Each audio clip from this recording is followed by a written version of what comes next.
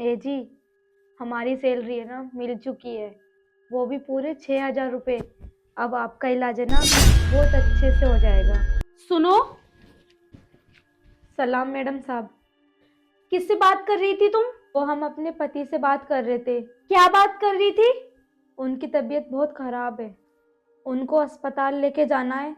वो यही पूछ रहे थे कि तनख्वाह मिली या नहीं मिली, तो हम उनको वही बता रहे थे कि हमारी तनख्वाह मिल चुकी है साहब। तनख्वाह मिल गई है मैडम साहब, और अब हमारे पति का इलाज अच्छे से हो भी जाएगा। कहाँ है सैलरी तुम्हारी? ये रही मैडम साहब। जब मैं अंदर बुलाऊंगी तो आ जाना चुपचाप से। ठीक है मैडम साहब। मैंने आपको कितनी बार समझाया है कि मैं जब ऑफिस में होती हूँ तो तुम मुझे फ़ोन मत किया करो। तुम हो कि मानती नहीं हो। लो, सुन ली सारी मैडम साहिबा ने हमारी बात। मुझसे छीन के ले गई वो मेरी तनख्वाह, और बोल रही है कि तुमसे कुछ बात करनी है, अंदर बुलाया है। आज के बाद हमें फ़ोन मत करना जब हम ड्यूटी पे हों। रख रहे हैं हम फ़ोन। हे भगवान, अब क्या होगा? मैडम साहिबा ने तो हमारी सारी तनख्वाह छीन ली। अब हमारे पति का इलाज कैसे होगा? हाँ मैडम, आपने बुलाया? हाँ बुलाया। एक बात पूछनी थी तुमसे। एक बात बताओ, बाहर जो सिक्योरिटी गार्ड बैठते हैं उनकी सैलरी दे दी थी क्या तुमने? हाँ जी मैम, मैंने सिक्योरिटी गार्ड की सैलरी दे दी है। अच्छा एक बात और बताओ मुझे, उसके घर में कोई प्रॉब्लम है क्या? नहीं मैडम, मुझे नहीं पता कि उसके घर में क्या प्रॉब्लम है। मुझे तो कुछ भी नहीं पता। वैसे मैडम, आप इस बारे में ऐसा क्यों पूछ रहे हो? कुछ हुआ है क्या?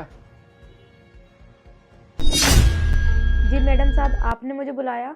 एक बात बताओ, तुम्हारे घर में कोई प्रॉब्लम है क्या? कोई परेशानी है? बताओ मुझे। नहीं मैडम साहब, कुछ भी ठीक नहीं है। हमारे घर में हमारे पति बहुत बीमार पड़े हैं।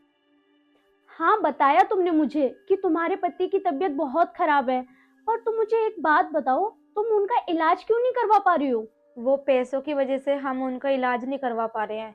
वो हमारी तनख्वाह ही इतनी कम है मैम साहब। इतने कम पैसे से हम अपने पति का इलाज कैसे करवाएं? इतने में तो हमारे घर का राशन ही आ पाता है। राशन, किराया और मेरे बच्चों की फीस, सारे पैसे तो उसी में चले जाते हैं। आप ही बताओ, मैं अपने पति का इलाज कैसे करवाऊँ? अच्छा, वैसे कितनी तनख्वाह है तुम्हारी? मैडम, हमारी तनख्वाह। एक मिनट मैडम, वो राणा जी की कॉल आई थी, तो वो मीटिंग के लिए बहुत जल्दी आने वाले हैं। मैम, आपकी इंपॉर्टेंट मीटिंग है ना, और आपको तो पता ही है कि वो बहुत बड़े डीलर है। मैम, पहले मीटिंग की तैयारी कर लेते हैं, और ये बात तो हम मीटिंग के बाद भी कर सकते हैं मैम। और मैम, इससे तो मैं बाद में बात कर लूंगा, और जो भी हिसाब बनता है ना वो मैं इसके साथ देख लूंगा। अभी तो राणा जी से मीटिंग करना जरूरी है ना मैडम। और इसका क्या है, इससे तो मैं कभी भी बात कर ही लूंगा, लेकिन अभी मीटिंग करना जरूरी है मैम। कोई बात नहीं, अभी तो राणा जी की कॉल आई नहीं है। जब उनकी कॉल आ जाएगी तो मैं उनसे बात कर लूंगी। हाँ तो बताओ। एक सेकंड, तुम्हें पता है राणा जी से मीटिंग करना कितना जरूरी है? और अगर राणा जी से मीटिंग नहीं हो पाई ना तो कंपनी का कितना बड़ा लॉस हो जाएगा। क्या तुम चाहती हो कि सर की मीटिंग कैंसिल हो जाए और हमारी कंपनी डूब जाए? और तुम चाहती हो कि सर का नुकसान हो? और वैसे भी तुम्हारा सिक्योरिटी गार्ड का काम है ना, तो वही जाके कर लो ढंग से तुम। और यहाँ आ जाती हो टाइम काटने के लिए। तुम्हें बाहर जाके जॉब नहीं करनी क्या? क्यों आई हो यहाँ पर? क्यों सर का टाइम खराब कर रही हो? और मेरा तुम्हें पता है ना कि कितनी बड़ी इंपॉर्टेंट मीटिंग है आज। एक मिनट, मैंने बुलाया इनको। मैं पूछना चाह रही हूँ कि तुम्हारे घर में क्या प्रॉब्लम है। बताओ मुझे, तुम्हें क्या परेशानी है? अगर ये अपनी प्रॉब्लम मुझसे शेयर कर रही है तो। अरे मैडम, आपसे मैं कह रहा हूँ ना कि राणा जी से मीटिंग करना बहुत ज्यादा जरूरी है। इसकी बातें तो बाद में करते रहेंगे, ये तो टाइम काटने आ ही जाती है यहाँ पे बार बार। और मैम, इसके घर में जो भी प्रॉब्लम होगा ना मैं आपको बता दूंगा, लेकिन आज राणा जी से मीटिंग करना बहुत ज्यादा जरूरी है। और हाँ, तुम जाओ यहाँ से। तुम्हें दिखाई नहीं दे रहा कि मैडम से इंपॉर्टेंट मीटिंग की बात चल रही है? अरे तुम चुप खड़े रहो। हाँ तो बताओ, कितनी सैलरी है तुम्हारी? मैडम साहब, हम आपको ये कह रहे थे, हमारी तनख्वाह बस 6,000 रुपये है। क्या 6,000? मैं तुम्हें 6,000 रुपए सैलरी देता हूँ? मैम, ये झूठ बोल रही है कि मैं उसको 6,000 रुपए सैलरी देता हूँ। जितनी इसकी सैलरी है ना, मैं उसको इतनी देता हूँ। मैम, ये बात मुझे समझ नहीं आ रही कि ये आपके सामने ये झूठ क्यों बोल रही है। मैम, समझ में आ गया, मुझे सब कुछ अच्छे से समझ आ गया। मैम, मुझे पता चल गया, इसका पति कोई बीमार नहीं है, बस आपसे सहानुभूति चाहती है, इसलिए आपसे झूठ बोल रही है कि मेरा पति बीमार है। मैम, ये नाटक कर रही है। ये इसलिए नाटक कर रही है ना कि आप इस पे दया खा के अपनी सैलरी बढ़वा सके। इसको लगता है कि यहाँ पे बहुत सालों से काम कर रही है ना, तो मैडम दया खा के शायद इसकी बात मान जाएंगी और सैलरी बढ़ाने के लिए हाँ बोल देंगी और आप इसकी बातों में आ जाएंगी। इसलिए तो इसने ये प्लान बनाया है और ये आपके सामने ना जानबूझ के नाटक कर रही है जिससे कि इस कंपनी से ना मुझे निकलवा सके। मैम आप इतनी समझदार है और इतनी बड़ी कंपनी की मालकिन है, आप इसकी बातों में कैसे आ गई मैम? मैम मेरा यकीन कीजिए, ये औरत ना झूठ बोल रही है। साहब क्यों झूठ बोल रहे हो आप ही तो मुझे हर महीना 6,000 रुपए सैलरी देते हो। मैम ये झूठ बोल रही है। मैम प्लान ही तो इसका, तभी तो आपको प्लान में फंसाना चाह रही है आपको। मैम ये ऐसे प्लान इसलिए तो बना रही है क्योंकि ये छोटे लोग हैं, गरीब सोच है इनकी, तभी तो ऐसे प्लान बना के ना आपके सहानुभूति का ना फायदा उठाना चाह रही है और साथ के साथ इस कंपनी से मुझे निकलवाना भी चाह रही है। गरीब लोगों की तो फितरत ही होती है नाटक करना, इसलिए नाटक करके ना अपनी सैलरी बढ़वाना चाह रही है। इसका कोई पति वती बीमार नहीं है, सिर्फ पैसा लूटना चाह रही है आपसे। और मैम अगर इसका पति बीमार होता ना तो ये यहाँ जॉब क्यों करती, अपनी पति की सेवा करती, ना कि यहाँ पे फूट डलवाती हम दोनों के बीच में। और मैडम यहाँ पे जॉब इसलिए कर रही है ना क्योंकि इसका पति बीमार नहीं है, यहाँ पर बस इसको पैसे कमाने पैसे, और साथ के साथ आपके पैसे भी हड़पना चाहती है। और आपको तो पता ही है कि आपके बारे में ये जानती है कि आप कितनी दयावान है, तभी तो ये प्लान बनाया और मुझे फंसाया। मैडम मुझे तो अजीब लग रहा है कि आप इसकी बातों में आ गई। मैंने इस कंपनी को 10 साल दिए हैं और आखिरकार मुझे क्या मिला, और ये झूठा आरोप। मैडम मुझे यकीन नहीं था कि आप मुझ पे यकीन नहीं करेंगी। गौरव जब तुम इनको सैलरी दे रहे थे ना, मैंने सुबह ही सीसीटीवी में देख लिया था कि तुम इनको कितने पैसे दे रहे हो और कितने अपनी जेब में रख रहे हो। समझ में आया तुम्हें? अरे तुम तो ऑफिस में बैठे बैठे चोरी कर रहे हो। मुझे तो तुम्हारी सच्चाई के बारे में कभी पता ही नहीं चलता अगर मैं खुद अपनी आंखों से सीसीटीवी में नहीं देखती। मैंने तुम्हें मैनेजर की पोस्ट पे रखा है और तुम तो मेरे भरोसा का फायदा उठा रहे हो। तुम तो यहाँ चोरी कर रहे हो, अपना फायदा उठा रहे हो, दूसरे की सैलरी में से उसके पैसे कट कर रहे हो। मैंने तो सोचा था कि तुम इतना हार्ड वर्क करते हो कि इस ऑफिस को ऊंची पोस्ट तक ले जाओगे, लेकिन तुम तो यहीं पे चोरी कर रहे हो। तुम इस ऑफिस को ऊपर ले जाने की बजाय तुम तो इसे नीचे धंसते जा रहे हो, यहाँ पे चोरी ही करते हो। तुम्हारे अंदर तो लालच भरा है और लालची इंसान दूसरों का नुकसान ही करता है हमेशा। अरे मैम मेरी बात तो पहले सुनिए। अरे दरअसल ये बात है कि मेरा अकाउंट ना काम नहीं कर रहा था और मैम मुझे कहीं अर्जेंट पैसे देने थे, तो मैंने ये बात सोची कि एक काम करता हूँ, पहले मैं वहां पैसे दे देता हूँ, फिर मैं इनको पैसे दे दूंगा। और मैडम आपके यहाँ कितने सालों से मैं काम कर रहा हूँ, आपको क्या लगता है कि मैं इसके पैसे रख लूंगा? जितनी सैलरी बनती है ना उतनी सैलरी देता हूँ इसको। और मैम वो काम बहुत ज्यादा इंपॉर्टेंट था, इस वजह से मैंने ये सोचा कि इसको पैसे मैं बाद में दे दूंगा। और मैम इतनी सी बात पे मुझ पे शक किया, एक बार आप मुझसे पूछ तो लेते। आपको मुझ पे शक नहीं करना चाहिए था, एक बार आप मुझसे पूछ तो लेते। और मैम आपको शायद गलतफहमी हो रही है। नहीं मैडम, ये सर झूठ बोल रहे हैं। इन्होंने आज तक हमारे अकाउंट में एक भी पैसा नहीं डाला, और रही दूसरी बात, हमारा अकाउंट तो बिल्कुल सही है। नहीं मैम, गौरव सर झूठ बोल रहे हैं। इन्होंने मुझे खुद बोला है जब भी आप अपनी सैलरी लो मुझसे नगद लेना। मैडम ये हर महीने मुझे 6,000 रुपये ही देते हैं, वो भी नगद। इन्होंने मेरे अकाउंट में कभी भी एक पैसा नहीं डाला। अरे मैडम ये झूठ बोल रही है। मैंने इसको कहा था कि इसके अकाउंट में मैं पैसे डाल दूंगा, लेकिन इसका अकाउंट 1 साल से बंद पड़ा है, तो मैं इसके अकाउंट में पैसे कैसे डाल दूंगा? आप खुद ही बताइए ना मैडम।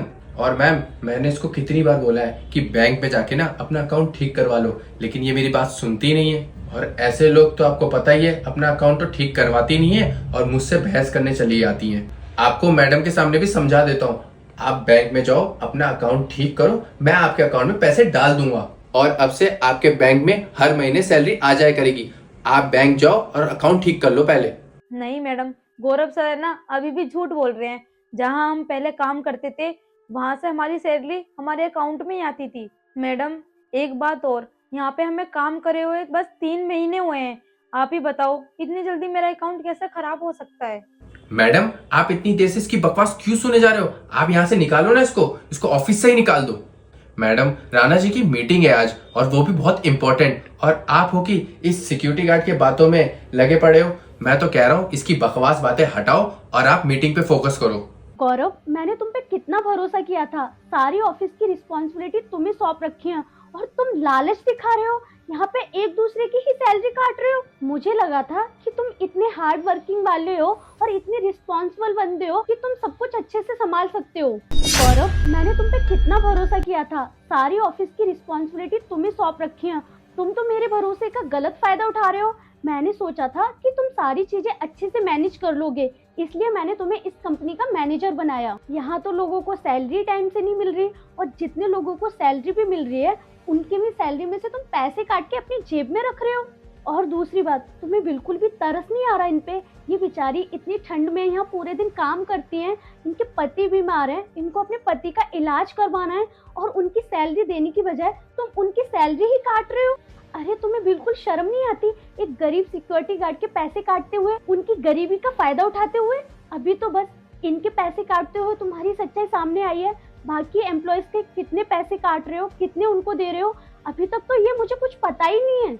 अरे वो तो अच्छा हुआ, सुबह मैं जब ऑफिस आ रही थी तो राणा जी की कॉल आ गई, तब मैंने इन्हें बात करते हुए फोन पे सारी बातें सुन ली थी, वरना मुझे तो कभी पता ही नहीं चलता कि तुम इनके साथ इतना बुरा सलूक कर रहे हो और इनके पैसे भी काट रहे हो।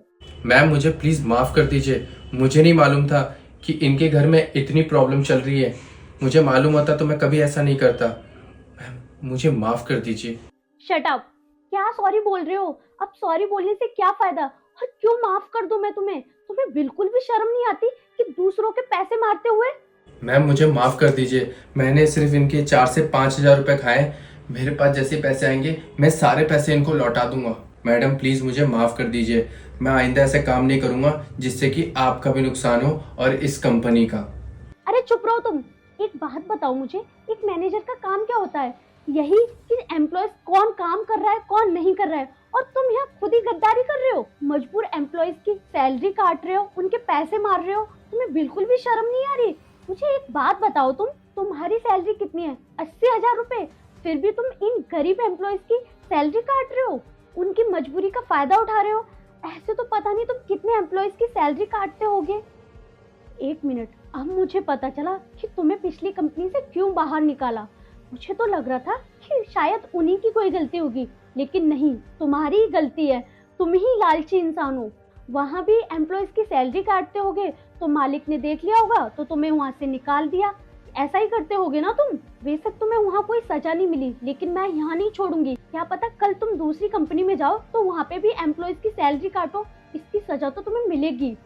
मेरा भरोसा जो तुम्हारे प्रति था ना, वो बिल्कुल टूट चुका है, और अब मैं नहीं चाहती कि तुम इस कंपनी में एक मिनट भी रुको। मैं तो सोचती थी कि गौरव कितनी मेहनत करता है, कितना हार्ड वर्क करता है, पूरा पूरा दिन ऑफिस में कितनी मेहनत करता है, लेकिन तुम मेहनत नहीं करते, तुम लालच करते हो और लोगों की सैलरी खाते हो। और अब मुझे पता चल चुका है कि बाकी कंपनियों से भी तुम्हें इसलिए ही निकाला है क्योंकि तुम एक चोर हो, और मैं एक चोर को अपनी कंपनी में बिल्कुल नहीं देखना चाहती। मैम मुझे प्लीज मुझे माफ कर दीजिए, जो भी इसका नुकसान हुआ है ना मैं सारे रिटर्न कर दूंगा। प्लीज मैम मुझे माफ कर दीजिए, प्लीज मैम मुझे माफ कर दीजिए। मुझे इस नौकरी से मत निकालिए, अगर आपने निकाल दिया तो मैं कहाँ जाऊंगा? मेरे परिवार मेरे बच्चे सब भूखे मर जाएंगे मैम। इसलिए मैंने तुम्हारा पहले रिजाइन लेटर बना रखा है।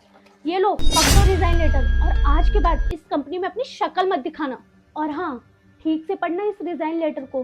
मैंने तुम्हें अपनी कंपनी से ही नहीं, पूरी दिल्ली से ब्लैकलिस्ट कर दिया है। तुम्हें कहीं भी जॉब नहीं मिलेगी। मैं इसके सारे पैसे रिटर्न कर दूंगा मैम, मुझे माफ कर दीजिए।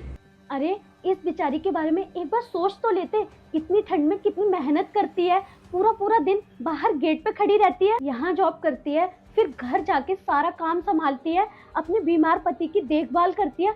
लेकिन नहीं, तुम्हें तो सिर्फ अपने लालच की पड़ी थी। ऐसे लोगों को तो छोड़ना ही नहीं चाहिए। रुको, तुम ऐसे नहीं जाओगे, अभी पुलिस को कॉल करती हूँ।